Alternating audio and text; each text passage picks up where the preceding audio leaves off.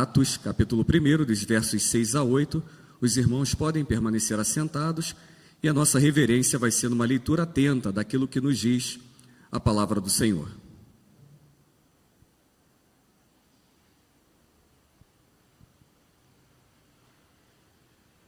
Diz o texto: Então os que estavam reunidos lhe perguntaram: Senhor, será este o tempo em que restaures o reino a Israel? Respondeu-lhes: Não vos compete conhecer tempos ou épocas que o Pai reservou pela sua exclusiva autoridade, mas recebereis poder ao descer sobre vós o Espírito Santo, e sereis minhas testemunhas, tanto em Jerusalém, como em toda a Judeia e Samaria, e até os confins da terra. Palavra do Senhor. Curve sua fronte, vamos mais uma vez orar ao nosso Deus. Senhor Deus e Pai, mais uma vez nós falamos contigo através da oração. Nos submetemos, ó Deus, à tua santa, rica e eficaz palavra.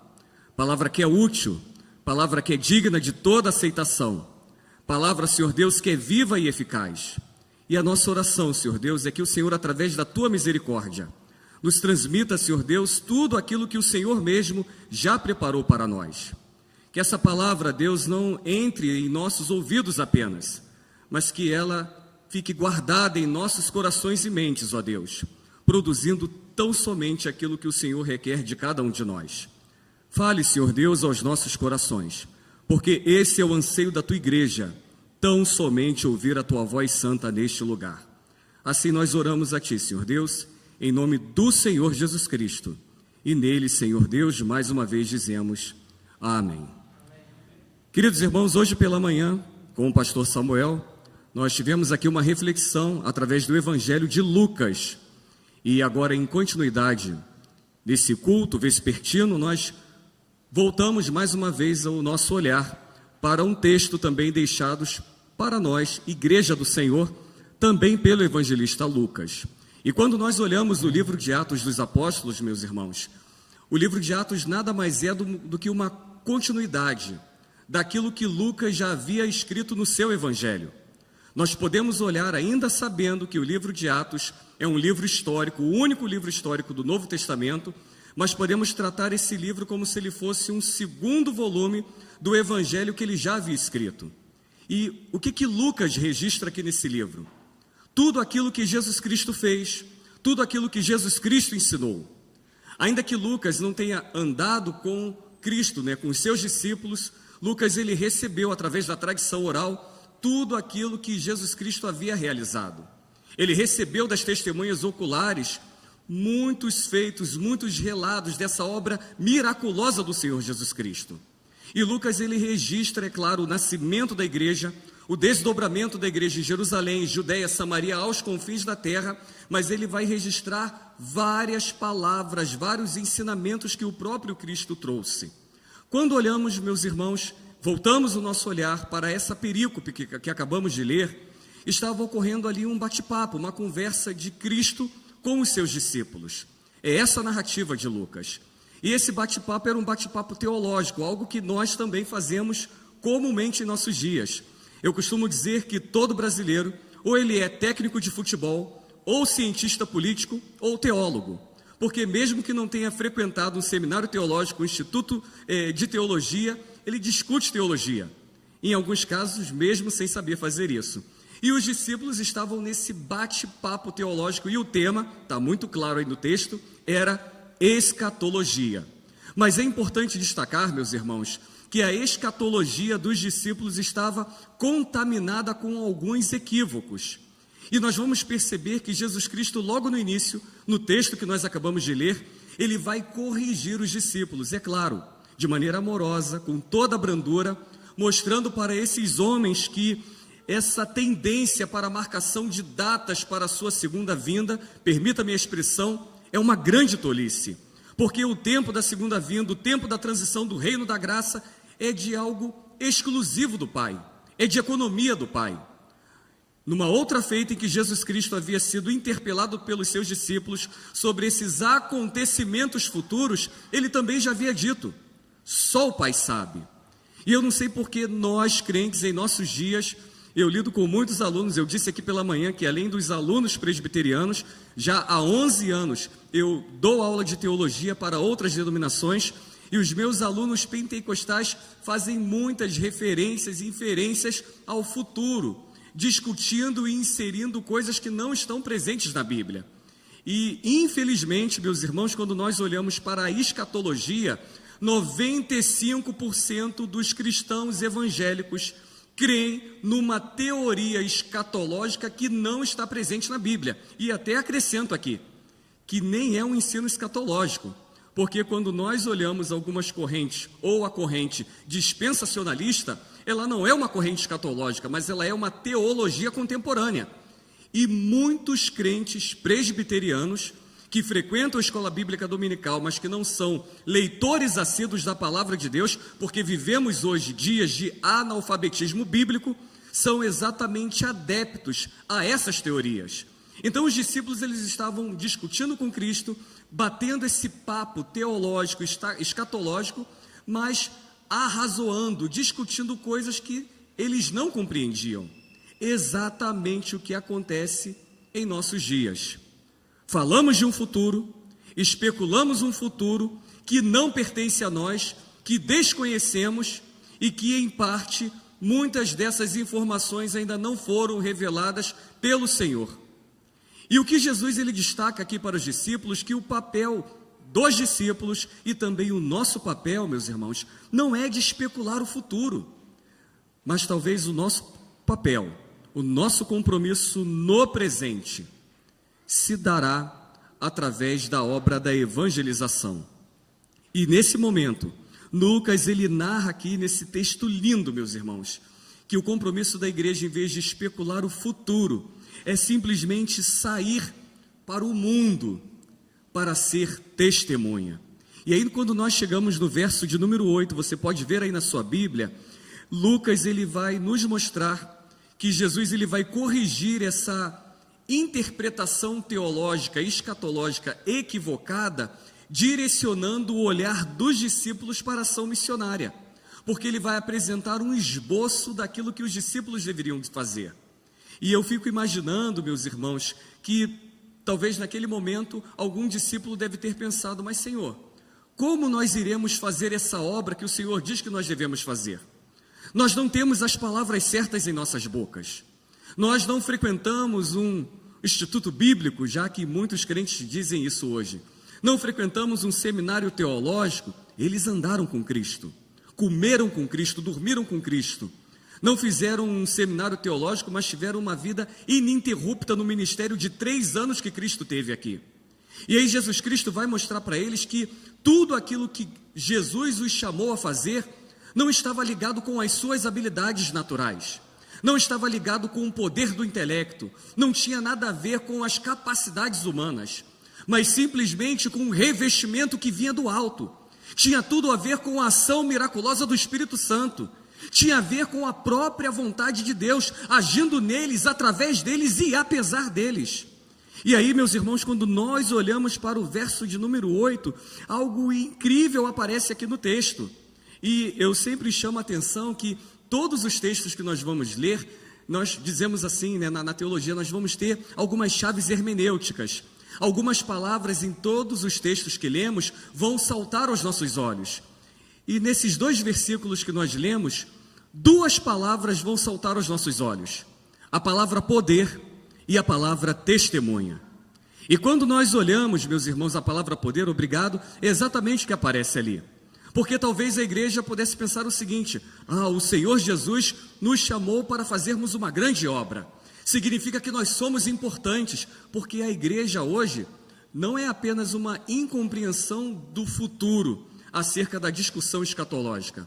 A igreja hoje ela tem uma dificuldade de compreensão em relação ao seu papel hoje, sobre quem ela é, sobre a posição que Cristo ocupa no lugar de adoração, sobre exatamente o que nós devemos fazer em relação à proclamação do Evangelho. E eu ainda vejo muito crente dizendo que nós somos o ponto fraco de Deus. Que tolice, que absurdo. Vejo crente dizendo: eu sou o príncipe do reino, eu sou a princesa de Jesus. A Bíblia diz que o homem ele é totalmente depravado, que o homem natural ele não conhece a Deus.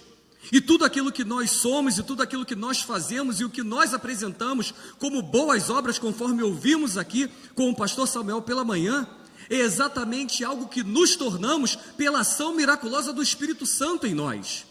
E é exatamente essa conversa que Cristo tem aqui. Por isso que no verso 8 ele vai dizer para a igreja: sim, vocês foram chamados para serem testemunhas, mas não tem nada a ver com vocês. Por isso que ele vai dizer no verso 8, que sobre eles seria derramado o poder do Espírito Santo, para que eles fossem testemunhas em Jerusalém, na Judeia, em Samaria, nos confins da terra. E quando nós olhamos essas duas palavras, poder e testemunha, vamos analisar essa primeira palavra.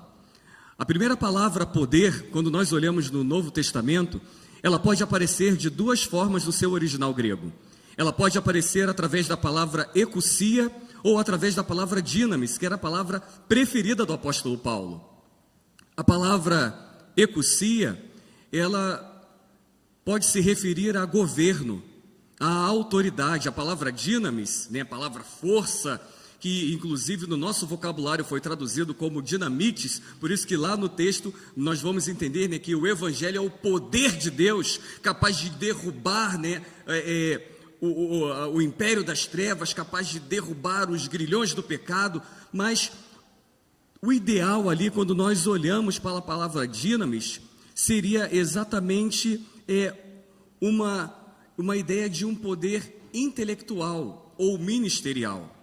Mas o que Lucas está registrando aqui é que o poder que está sendo concedido pelo Espírito Santo à igreja não é a exousia, quero dizer, não é simplesmente um poder ministerial, não é uma autoridade denominacional, ainda que a igreja possa tê-lo.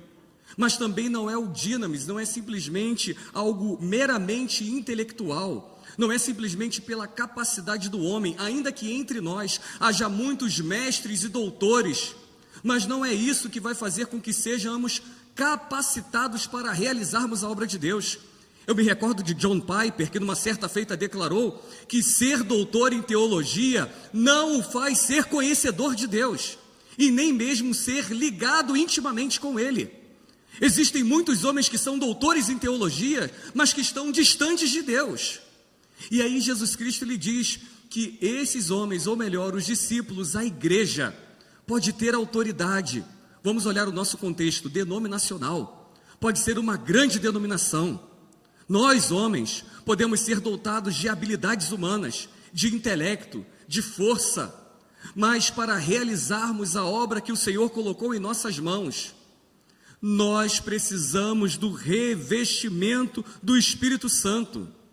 E quando nós olhamos, meus irmãos, nessa perspectiva, se nós necessitamos da ação do Espírito Santo, volto a dizer, em nós, dentro de nós, através de nós e apesar de nós, não tem nada a ver comigo ou com vocês, não tem nada a ver com nós pastores, não tem nada a ver conosco missionários. E por esse motivo eu sempre digo lá na PMT, digo nas igrejas que eu tenho passado quando me perguntam: pastor, o que você está indo fazer então em Angola, se Deus não precisa de você lá? Porque eu sempre digo, Deus não precisa de mim em Angola, Deus não precisa da minha esposa, Deus não precisa da minha filha, Deus não precisa de vocês aqui, porque Ele é Deus. Deus, Ele tem todo o poder no céu, na terra e debaixo da terra. Deus, Ele poderia ter movido o seu cortejo celestial, anjos, arcanjos e serafins para realizar essa obra. Deus, Ele não tem mãos, mas permita-me ilustrar assim. Ele poderia, com estalar de dedos, fazer com que todas as raças, povos, tribos e nações caíssem prostrados de joelhos aos seus pés. Eu contei essa história hoje aqui pela manhã. A etnia mais antiga de Angola, o povo Khoisan, um povo marginalizado, um povo que já está à beira da extinção, sem discipulado, sem uma proclamação direta do Evangelho, simplesmente através de uma ação assistencial da igreja presbiteriana.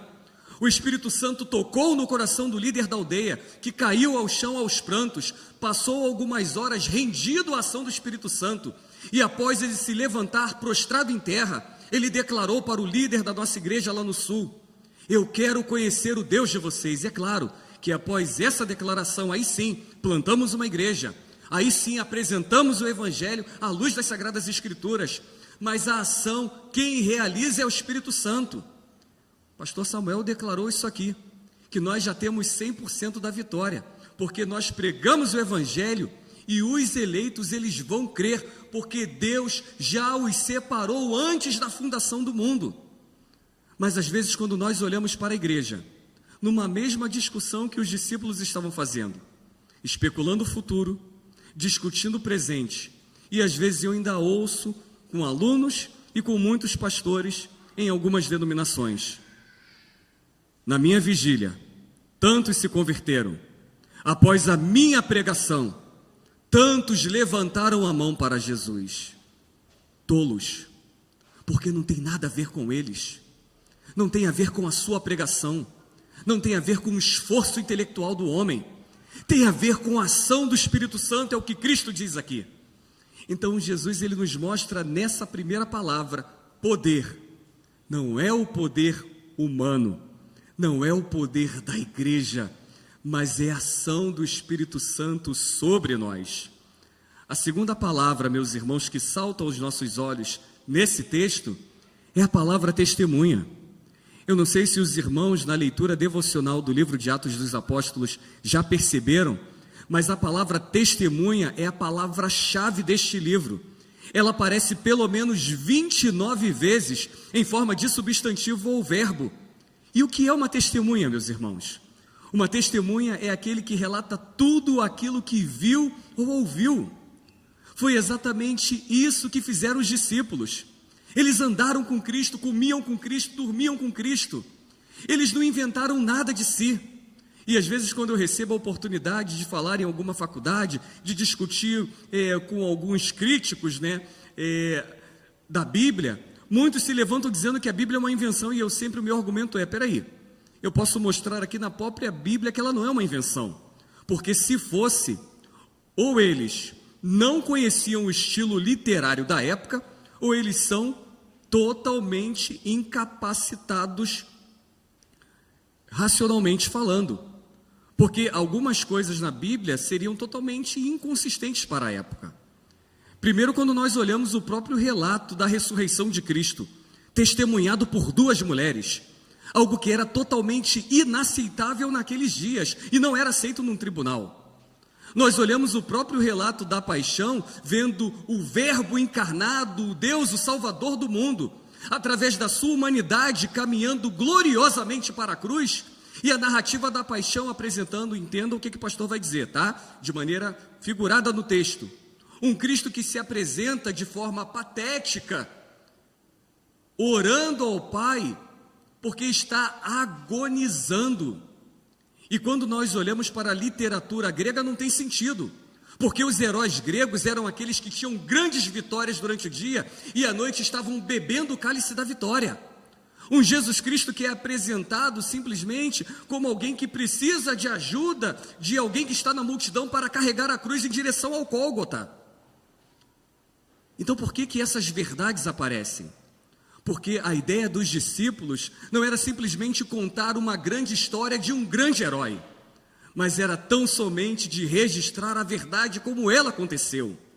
Não há, meus irmãos, uma invenção bíblica. Então, quando nós olhamos as testemunhas, conforme o livro de Atos registra aqui, elas foram testemunhas fiéis, relatando tudo aquilo que aconteceu, como aconteceu, mesmo que essa notícia fosse inapropriada, mesmo que essa notícia não fosse aceita aos padrões da época. E quando nós olhamos a palavra testemunha, na sua raiz grega, testemunha, ela vai fazer correspondência a uma outra palavra que nós conhecemos muito bem, a palavra mártir. As testemunhas, os discípulos, eles viveram e entenderam exatamente isso, porque testemunha, e nós fomos chamados para sermos testemunhas, não implica apenas, meus irmãos, sofrer por Cristo, mas implica também darmos a própria vida por causa deste evangelho. Então, quando nós olhamos para esse lindo texto, nessas palavras que se apresentam aqui para nós, o texto nos convida a sermos testemunhas. E de maneira bem sucinta eu gostaria de compartilhar alguns pontos com os irmãos. O que Cristo estava dizendo para os discípulos naquele momento, em primeiro lugar: nós precisamos sair da especulação futura para a ação. Meus irmãos, às vezes eu olho para a igreja, vamos olhar para os nossos arraiais, nós presbiterianos, estamos perdendo tempo discutindo assuntos secundários demais. Desde as nossas reuniões no concílio menor, o conselho, até chegando ao Supremo Concílio. Perdendo tempo com aquilo que não deveríamos mais nos preocupar. Estamos perdendo o foco sobre aquilo que é de vital importância. É exatamente isso que Lucas relata nesse texto. Os discípulos, eles estavam preocupados sobre quando Jesus Cristo iria voltar para restaurar o reino a Israel. É muito comum de eu conversar com presbíteros, com diáconos e até com alguns pastores presbiterianos que ainda ficam pensando que Jesus Cristo, quando voltar, vai estabelecer um trono lá em Israel e que os judeus vão ser salvos porque eles são judeus, ou israelitas, vou até melhorar aqui. E alguns ficam chateados comigo quando eu digo o seguinte: olha, se o israelita, se o judeu não tiver um encontro com Cristo, ele vai para o inferno sendo israelita e judeu.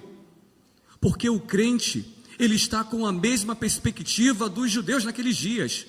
Estão aguardando um libertador político, um libertador social, um rei que vai se assentar num trono, que vai colocar uma coroa na mão, que vai ter um cetro em suas mãos, que vai ter um exército glorioso para libertar Israel dos seus opressores. Mas a Bíblia fala do Basileia Tuteus, um reino que não é geográfico, o reino de Cristo que não é deste mundo. Mas nós ficamos perdendo o nosso tempo com discussões frívolas. Os crentes ficam andando em nossos dias com um mapa profético em suas mãos, especulando o futuro. E eu sempre digo aos irmãos: meus irmãos, nós sim vivemos, e o crente gosta de dizer, né? O tempo de Deus é Kairos, o nosso tempo é Cronos. Já ouviram isso?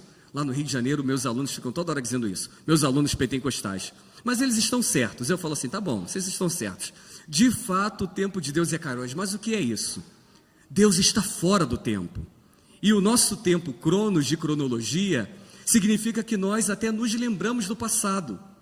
Nós vivemos o presente. E o que podemos fazer, que era o que os discípulos estavam fazendo aqui, especulamos o futuro. Deus não. Esse Deus que tem todo o controle em suas mãos. Esse Deus que no início já havia estipulado o fim, Ele tem todo o controle em suas mãos. E esse mesmo Deus que nesse lugar, através do seu Santo Espírito, se curva a nós para receber a nossa adoração, Ele olha na linha do tempo e neste mesmo momento que Ele recebe a nossa adoração, Ele vê Davi rodando a funda e acertando a testa do gigante. E Ele olha na linha do tempo mais à frente, e Ele já vê a consumação de todas as coisas, da qual Ele, através da cruz, já obteve a vitória gloriosa para a igreja. Não devemos nos preocupar, não temos que especular o futuro, temos que nos preocupar com a proclamação do Evangelho. É exatamente, meus irmãos, isso que Cristo relata aqui através da mensagem de Lucas. E em segundo lugar, meus irmãos, o que Lucas vai destacar é que o chamado para irmos aos confins da terra ainda está em vigor.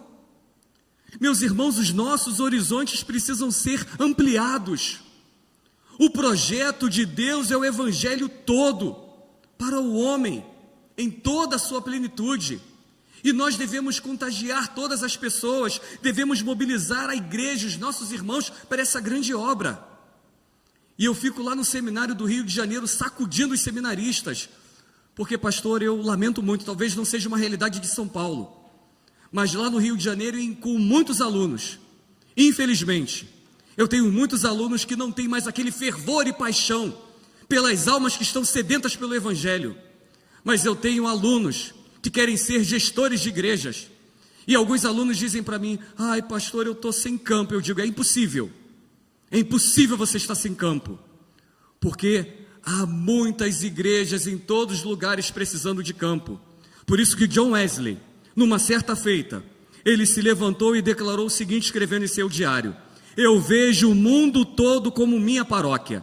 E esse homem, ele quis dizer o seguinte: ele entendia que em qualquer lugar que ele estivesse, ele julgava adequado, correto e o seu sagrado dever declarar a todos que estivessem desejosos de ouvir as boas novas da salvação. Mas só que há um problema: a maioria dos seminaristas e estudantes de teologia querem sim pregar o evangelho, mas só aceitam irem para as grandes capitais, só aceitam serem enviados para grandes igrejas. Eu compartilhava aqui pela manhã que a APMT, Agência Presbiteriana de Missões Transculturais, onde hoje estamos filiados na área missionária, grande parte do que chega até nós são pedidos de socorro do mundo inteiro. Igrejas presbiterianas irmãs e igrejas reformadas pelo mundo. Queridos irmãos, se eu pegar todos os pedidos que batem na nossa porta na PMT e pegar todos os seminaristas que se formaram nos 10 seminários da nossa igreja no último ano, eu não tenho número suficiente para atender a demanda que hoje bate na porta da PMT. Significa o seguinte: eu tenho campo sobrando para todos os seminaristas de todos os seminários da IPB. E quando eu converso com os alunos que dizem para mim: ah, pastor, eu não tenho campo, a primeira pergunta que eu faço: para onde você quer ir, meu filho? Eu tenho campo no Nordeste, eu tenho campo no Rio Grande do Sul, eu tenho campo no Norte, eu tenho campo no Iraque, eu tenho campo no Timor-Leste, eu tenho campo na Coreia do Norte. E alguns dizem para mim: não, pastor, eu quero ficar por aqui mesmo. Nós estamos distraídos demais. Nós estamos olhando para coisas pequenas demais. E Jesus Cristo chamou aqueles homens para serem testemunhas. E talvez o olhar deles estava voltado para Jerusalém. E por isso que ele declarou que eles seriam revestidos com o poder do Espírito Santo. Não era o poder deles, para eles serem testemunhas sim em Jerusalém, mas na Judeia, em Samaria e nos confins da terra, meus irmãos. E por causa deste chamado, o Evangelho chegou até nós. Lembra que eu disse que a palavra testemunha significa mártir. Em terceiro lugar, quando eu olho para esse texto, precisamos entender nesse chamado para sermos testemunhas, que eu e vocês, assim como aconteceu com os discípulos, nós precisamos estar prontos para morrermos por Jesus. Porque é isso que significa ser testemunha. É ser mártir, é sofrer, é ser perseguido, é ser torturado. E a morte para aquele que professa a fé em Cristo poderá ser uma realidade. E todos os discípulos, meus irmãos, eles enfrentaram o martírio. Mas pastor, João não, morreu de velhice. Mas não pense que João morreu idoso, aquecido numa coberta na sua cama quentinha. Teve muitas provações em vida. Foi exilado naquela ilha prisional em Pátimos. E após ter sido solto, ele regressou à cidade de Éfeso, passou ali os seus últimos dias de vida, mandou o recado de Cristo para as igrejas da Ásia, cumpriu cabalmente tudo aquilo que Cristo havia colocado diante dele.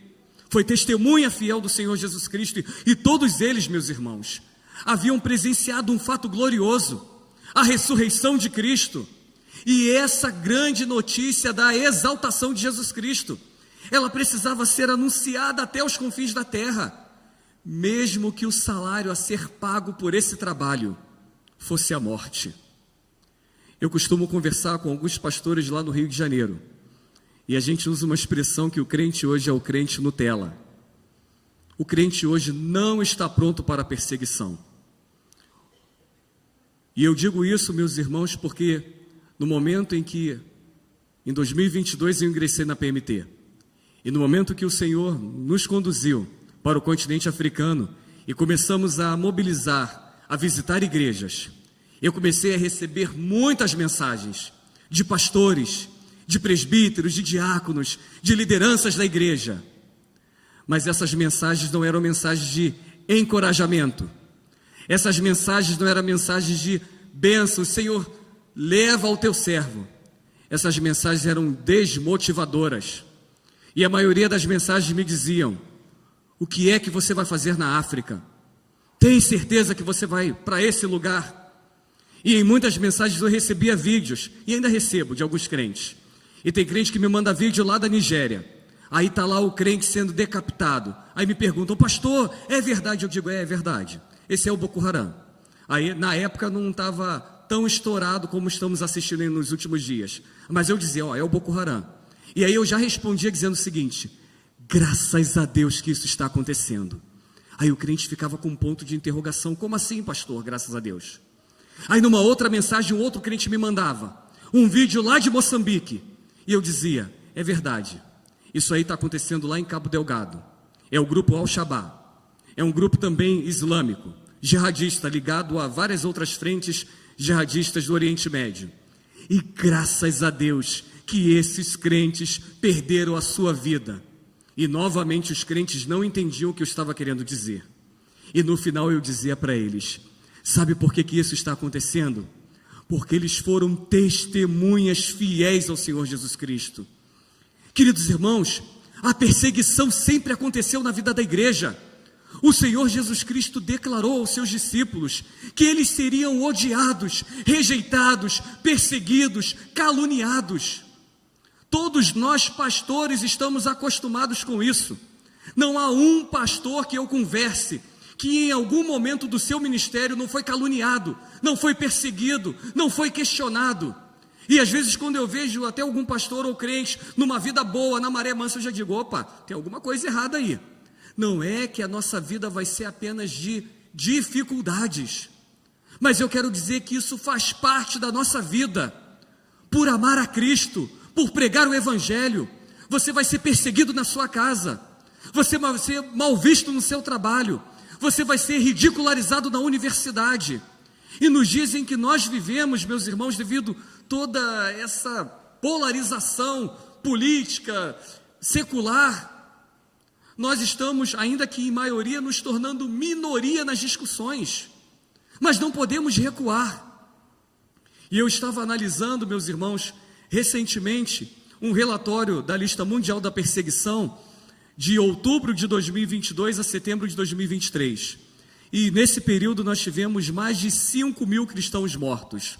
Os irmãos estão vendo o que aconteceu na Nigéria só no ano de 2025. Mais de 5.000 cristãos mortos naquele país. Desse período de 2022 a 2023, tivemos mais de 14.700 igrejas destruídas. 4.100 cristãos presos ou condenados sem julgamento. 3.900 cristãos sequestrados, 3.200 cristãos que foram vítimas de violência sexual ou casamento forçado, 43.000 cristãos que foram abusados de maneira física ou psicológica, 27.000 ataques a casas ou a negócios de cristãos, e 96.000 cristãos que foram abandonados ou forçados a deixarem as suas casas. E quando eu olho essas estatísticas, sabe o que elas me revelam? Nada. Isso sempre aconteceu. Isso continuará acontecendo até Jesus Cristo voltar. Recentemente tivemos um missionário nosso que foi preso na China. Recentemente eu tive um casal de amigos muito queridos lá na PMT, que foram expulsos da sua casa lá na Índia. Não puderam nem voltar no apartamento para pegar as suas roupas. Em outros contextos tivemos muitas outras coisas acontecendo com missionários que não podemos mencionar aqui. E isso vai continuar acontecendo, meus irmãos. Mas nós precisamos entender, meus irmãos, que podem perseguir cristãos em qualquer lugar do mundo.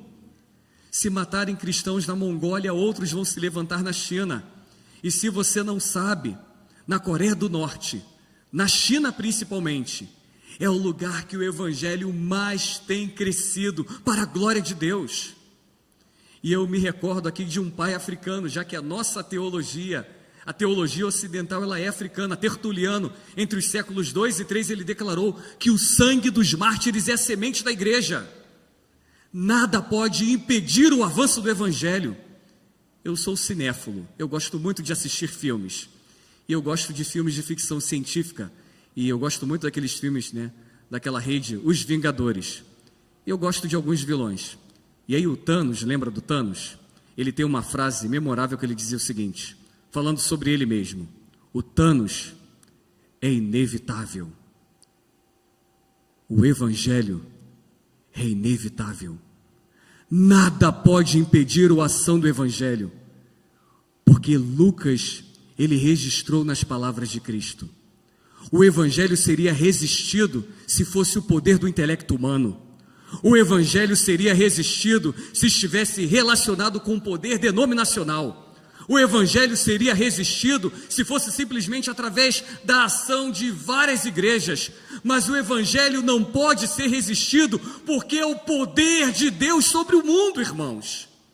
E é exatamente isso que nós temos testemunhado ao longo da história da igreja. A perseguição não pôde calar o Evangelho. A perseguição nunca impediu a proclamação do Evangelho. E a perseguição, ela sempre foi uma realidade violenta, desafiadora. Mas os arautos do Senhor, eles nunca recuaram, nunca se intimidaram e sempre responderam com fidelidade ao Evangelho.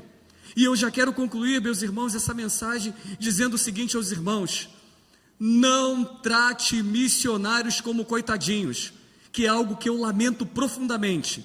E eu até digo que talvez isso acontece por causa de muitos missionários, que às vezes quando chega na igreja, principalmente missionários no continente africano, missionários do sudeste, sudoeste asiático e alguns missionários do Oriente Médio, chegam nas igrejas contando aquelas histórias: ai, estou passando fome, ai, estou sendo perseguido, ai, tive que ficar escondido, ai, eu abri mão de muita coisa para poder estar com Cristo. E lá na PMT, o reverendo Agripino, ele diz que para alguns missionários nós temos que ter duas ferramentas, e não é oração e Bíblia, mas é mamadeira e cinto, para esse missionário chorão e esse missionário responsável. Meus irmãos, o missionário não abre mão de nada. Quem abriu mão foi Jesus Cristo, conforme eu disse aqui pela manhã, que abriu mão da sua glória, que desceu a esse chão lodoso onde todos nós outrora estávamos prostrados e abatidos. Foi Ele que veio ao nosso encontro, foi Ele que nos resgatou quando nós não merecíamos ser amados, cuidados, perdoados. Ele nos resgatou do império das trevas, Ele nos deu uma nova identidade, Ele nos deu uma missão, Ele nos deu um sentido de vida. E como resposta, meus irmãos, nós entregamos a nossa vida a Ele. E eu dizia isso aqui na ceia, que tem crente que não entende isso. Por isso que Paulo dizia: não sou mais eu quem vivo, mas Cristo vive em mim. A sua vida não é sua, a sua vida é de Cristo. E quando você entrega a sua vida a Cristo, é o Espírito Santo que conduz você. Não é o missionário que é corajoso: ah, você é um grande herói porque está indo para a África. O missionário, ele apenas está ouvindo a voz de Deus e atendendo o chamado do Espírito Santo que o conduz para onde o Espírito o quer levar. Não tem nada a ver com ele, não tem nada a ver conosco, mas tem tudo a ver com aquilo que Deus faz em nós, meus irmãos. E tem uma missionária que eu tenho até uma camisa que tem essa frase, Sofia Miller, que trabalhou de maneira linda na Amazônia colombiana. E aquela missionária americana, no final de sua vida, vendo a sua linda trajetória missionária, perguntaram para ela: minha irmã, mas que lindo ministério, que coragem, como é que foi o seu chamado? E ela respondeu: eu não tive um chamado, eu li uma ordem e obedeci. E eu preciso mais uma vez lembrar os irmãos: Deus, Ele não precisa de nós, Ele é Deus. Poderia ter movido seu coro celestial. Eu tenho a certeza que se Ele desse a ordem aos anjos, aos arcanjos, aos serafins, eles prontamente atenderiam. Deus não quis assim. Ele nos chamou a mim, chamou a vocês. Vocês nessa obra, nesse momento, nesse ministério local aqui na Igreja Presbiteriana em Aliança. Eu e minha família neste momento para Angola. Deus, Ele chamou todos nós para sermos testemunhas de Cristo. E se no cumprimento da nossa missão, o testemunho nos levar ao martírio, nos levar à morte, se for por Cristo, meus irmãos, que a morte venha. Porque eu preciso lembrar aos irmãos o que a Bíblia diz sobre isso. Lá em 2 Coríntios, no seu capítulo 5, verso 8, a Bíblia diz que a morte para o cristão é deixar o corpo e habitar com o Senhor. Paulo, escrevendo aos Filipenses, diz que morrer para o cristão é partir dessa vida e habitar com Cristo, estar com Ele. Em Apocalipse 14, verso 13, a Bíblia diz que aqueles que morrem no Senhor são bem-aventurados, porque descansam de todas as suas fadigas.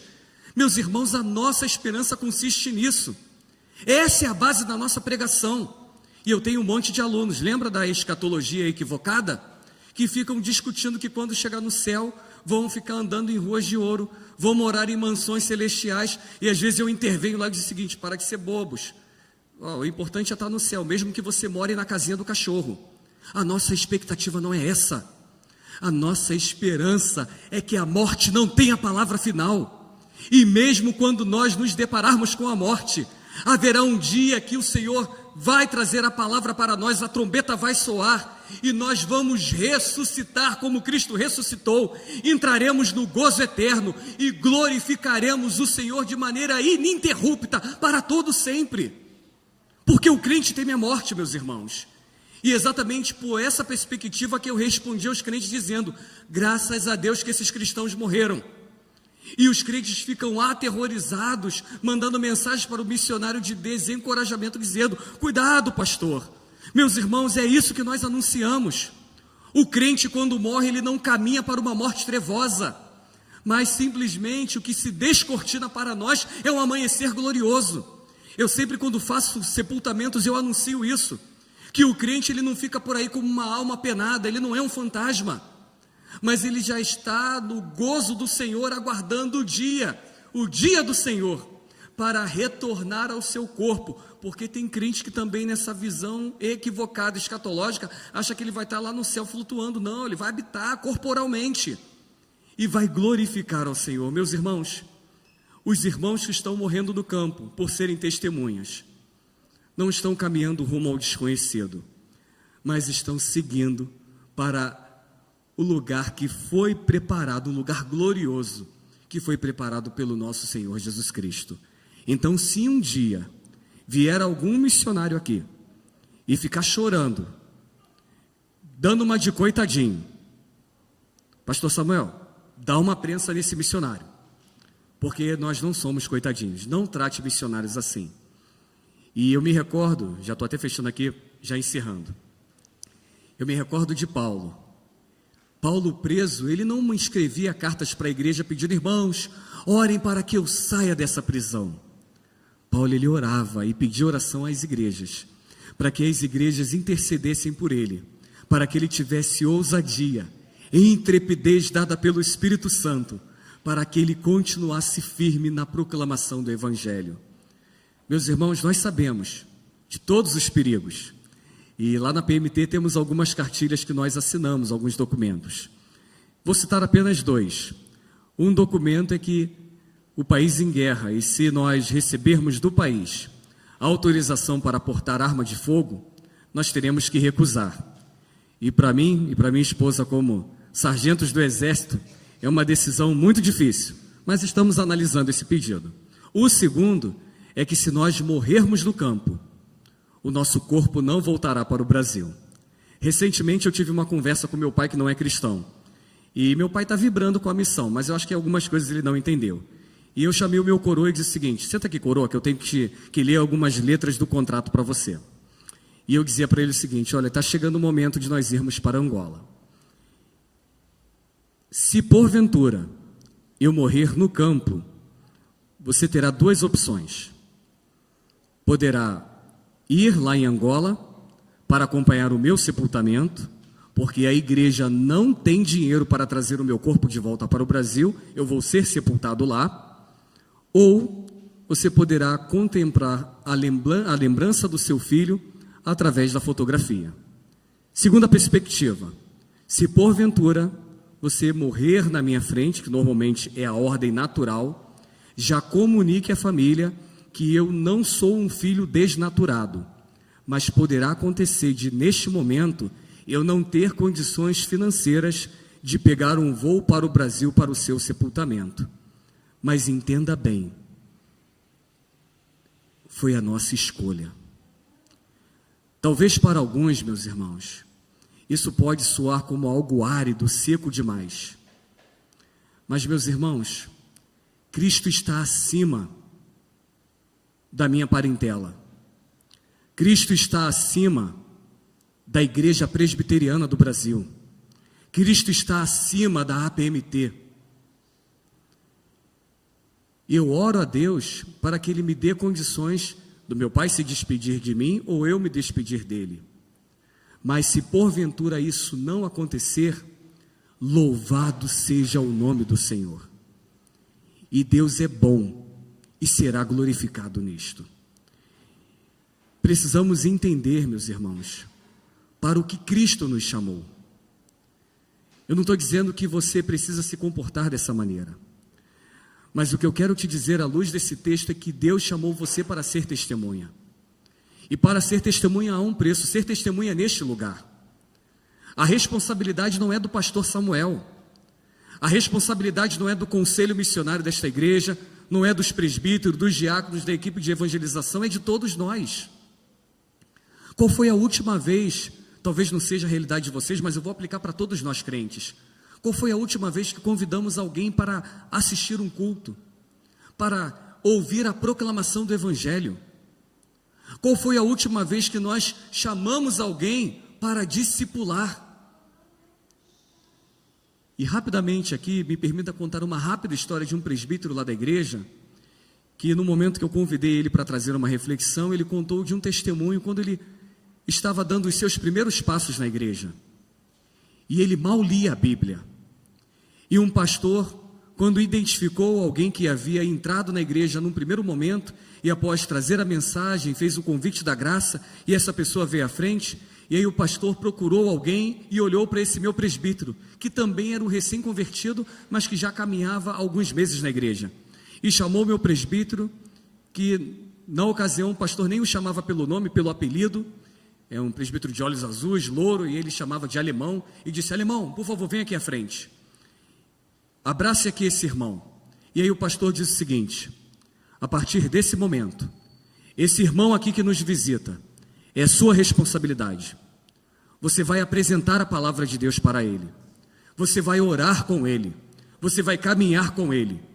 E aí eu perguntei para o meu presbítero: e aí, o que você fez? Ele falou para mim: pastor, eu nem lia a Bíblia direito, mas eu li a Bíblia com ele. Eu aprendi a Bíblia, mas o irmão também aprendeu. Qual foi a última vez que nós andamos com alguém e apresentamos a palavra de Deus para essa pessoa? E nesse chamado para sermos testemunhas, sabe o que nós estamos fazendo? Nós terceirizamos. A mesma coisa que nós fazemos com a obra missionária. Ah, já tem um missionário lá, não tenho que me preocupar. A igreja ela já manda 57% da sua arrecadação para a obra missionária. Já tem um pastor da igreja, da qual nós já destinamos um valor de côngrua para ele. É responsabilidade dele pregar todo domingo, durante a semana, trazer um estudo. Todos nós fomos chamados para testemunharmos. Na escola, no supermercado, no hortifruti. Crianças têm que ter o desejo de ganhar outras crianças. Adolescentes precisam anunciar o evangelho para outros adolescentes. Homens precisam ganhar outros homens. Meus irmãos, se nós assumíssemos esse compromisso, conforme o pastor Samuel anunciou pela manhã, a vitória já é garantida, porque não sabemos quem são os eleitos. E se Deus nos der a graça de nessa missão tropeçarmos nos eleitos, eles vão vir para cá. E a igreja, ela vai crescer. Lucas registrou isso no livro de Atos dos Apóstolos, no último capítulo. Ele vai dizer que a pregação do evangelho, aliada à ação do Espírito Santo, não é receita de bolo, não. A igreja vai crescer. Mas é necessário que hajam aqueles que preguem. Não são apenas os pastores. Por isso que Lucas registrou aí. Talvez se fossem apenas os pastores, estaria relacionado com o poder do intelecto, com a capacidade intelectual, com aquilo que aprendemos no seminário. Mas o texto que nós lemos aqui disse que está relacionado com o revestimento, com a ação do Espírito Santo. Será que fomos somente nós, pastores, revestidos com o Espírito Santo? Ou a Bíblia nos ensina que todos nós somos a habitação do Espírito Santo de Deus? Então, meus irmãos, todos nós fomos capacitados pelo Senhor para realizar a obra que Ele entregou a cada um de nós. Que Deus use vocês, que Deus continue usando vocês, para que neste lugar, meus irmãos, vocês deem frutos do Senhor, para que essa igreja continue crescendo, para que essa igreja, conforme já tem feito na sua história, continue plantando novas igrejas, para que essa igreja continue conforme já tem feito, realizando projetos nesse lugar, alcançando e traçando novos objetivos, para que esta região, este bairro e quem sabe boa parte dessa região aqui de São Paulo, continue recebendo o Evangelho do Senhor Jesus Cristo. Todos nós fomos chamados para sermos testemunhas. Que Deus assim nos abençoe, meus irmãos, e que a palavra do Senhor continue sendo o nosso norte, a nossa bússola, a nossa orientação para todo sempre, até que Ele volte para nos buscar. Que Deus assim nos abençoe.